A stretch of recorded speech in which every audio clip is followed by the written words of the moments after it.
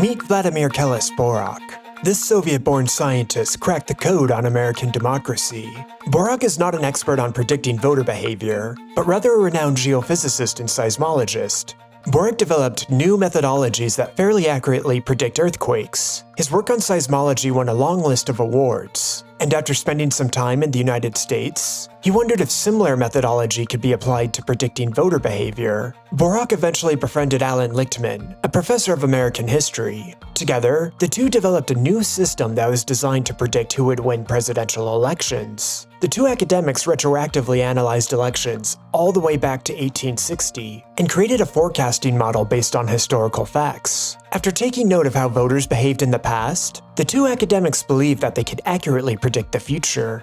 Lichtman took the role of being the public face of this new prediction model. The predictive model was developed in 1981 and has predicted every presidential election correctly, with the exception of the 2000 election, which to be fair was the closest election in American history. In any case, this model is 90% accurate in predicting the next president. When everyone got the 2016 election wrong, Lichtman got it right. Lichtman's methodology is explained in his book, The Keys to the White House, which is linked below. And in full disclosure, this is an affiliate link. Clicking on it helps support this channel, even if you don't buy the book. The Keys to the White House has a contrarian view on election predictions. Voters cast their ballot in favor or against the White House incumbent party, and voters mostly cast their ballot for pragmatic reasons, not ideological ones. To determine voter behavior, Professor Lichtman uses what he calls the 13 keys. Each key presents a specific criteria, and are determined to be either true or false, and are then tallied for either the incumbent or challenging candidate.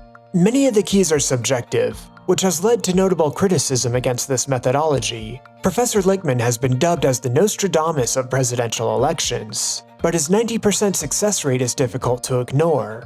Allan Lichtman. Professor Allan Lichtman, he has this system for predicting presidential elections. It's a 13-point system. It's a qualitative system. And since 1984, every single time he's got it right. This man has correctly predicted 9 of the last 10 elections using his own model of 13 criteria. Okay, you came out with this prediction model for elections. 13 keys that could tell us who's going to win.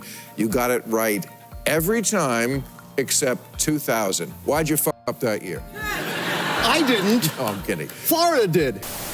With that said, let's look at the keys and forecast this election. Just bear in mind that Lichtman has very high standards for the subjective keys. Key number 1. Party mandate. After the midterm elections, the incumbent party holds more seats in the House of Representatives than it did after the previous election. This key is objectively false. While the Republicans underperformed in the 2022 midterms, they still gained 9 seats in the House. This key is awarded to Trump. Key number 2. Contest. There's no serious contest for the incumbent party nomination. This key is likely to be true, given that the Democrats united around Kamala Harris after Biden dropped out. Historic examples of a serious contest for the incumbent party nomination would include Bernie Sanders' challenge to Hillary Clinton, or when Ronald Reagan posed a serious threat to President Ford in 1976. As long as delegates overwhelmingly vote for Harris on the first ballot, this key is hers. Key number 3. Incumbency. The incumbent party candidate is the sitting president. This key switched when Biden dropped out of the race. As the sitting president is no longer running, this key is false and awarded to Trump. Key number 4. Third party. There is no significant third party or independent campaign. In Lichtman's analysis, third parties always hurt the incumbent party. For a third party candidate to be considered significant, they need to win 5% of the vote. As such, polling data plays a far bigger role in this key, but third party candidates typically receive less votes than polling would indicate, and therefore need to be polling at 10% near election day to be considered significant. RFK Jr. is poised to be the most significant third-party candidate since Ross Perot, but it is unclear if he will make the 10% threshold required for this key's criteria. When RFK Jr. first announced his presidential run, He was polling at 19%, but that has since dropped to 8.5% at the time of this writing. While this does not meet the 10% threshold, it is still too early to call this key. For the time being, this key cannot be determined, and is not awarded to either candidate. Key number 5. Short-term economy. The economy is not in a recession during the election campaign. Many Americans don't know what a recession is. The proper definition of a recession is when GDP contracts for 2 consecutive quarters. And as GDP grew at an annualized rate of 2.8% in the second quarter of 2024, the United States will not be in a recession during this campaign. But there is a quirk to this key. Even if the economy is not in a recession, this key can turn the other way. If Americans broadly feel that they are in a recession, this came into play in the 1992 election. The United States experienced a mild recession in the early 1990s. This was triggered by high interest rates and an oil price spike when Iraq invaded Kuwait. In the recession's worst moments, unemployment was at 6.8%, but the recession officially ended in March 1992, a full 8 months before Election Day. However, voters didn't feel like the recession had ended. Near the election, a Gallup poll found that 79% of Americans felt that the economy was in a recession, even though the economy was actually growing. This was bad news for incumbent George H.W. Bush. Since voters broadly felt that the economy was shrinking, this key turned against Bush.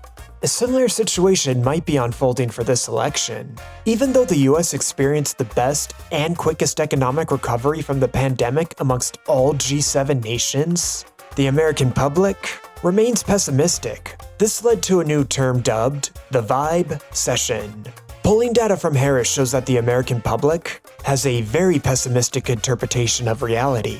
55% of Americans think the economy is shrinking.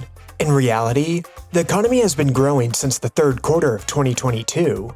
49% believe that the S&P 500 is down on the year. In reality, the S&P 500 is having a great 2024.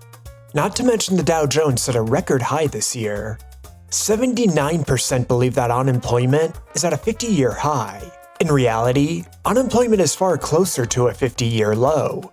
72% believe inflation is going up. In reality, inflation has been on a downward slope since its peak in 2022.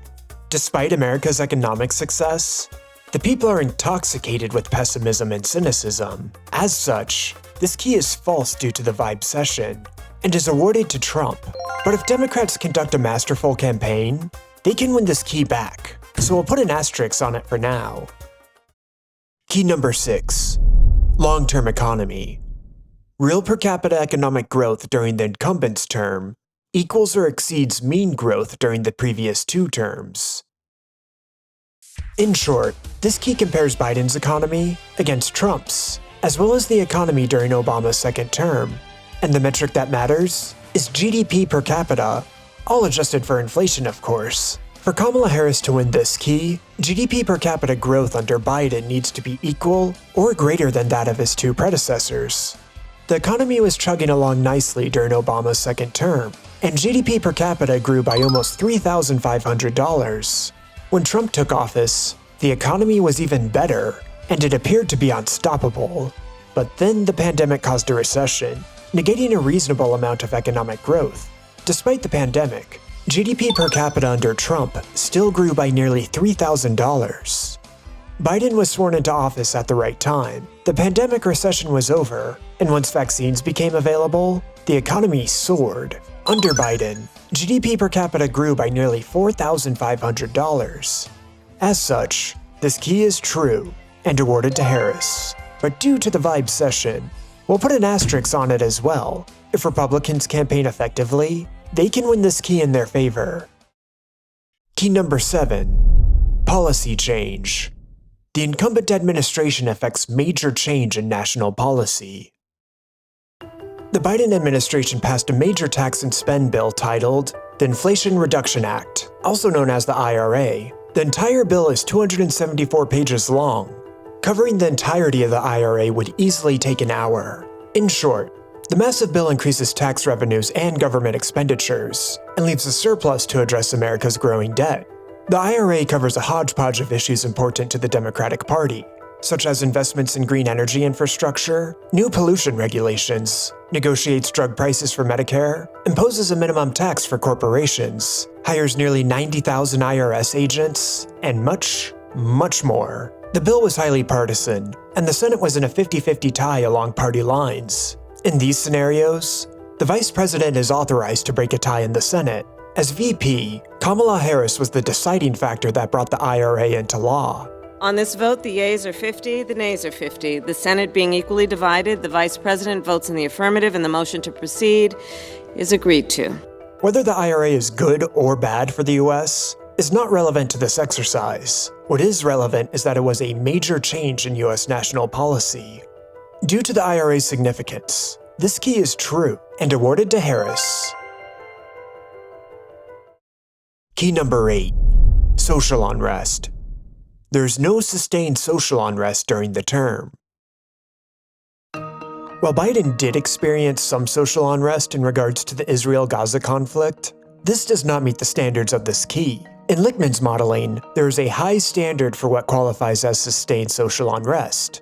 Examples that meet this threshold would be the Black Lives Matter movement in 2020, anti-Vietnam and race riots in the late 60s, and the Bonus Army protest in 1932.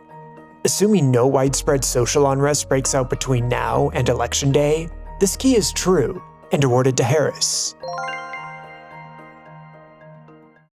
Key number 9. Scandal. The incumbent administration is untainted by major scandal.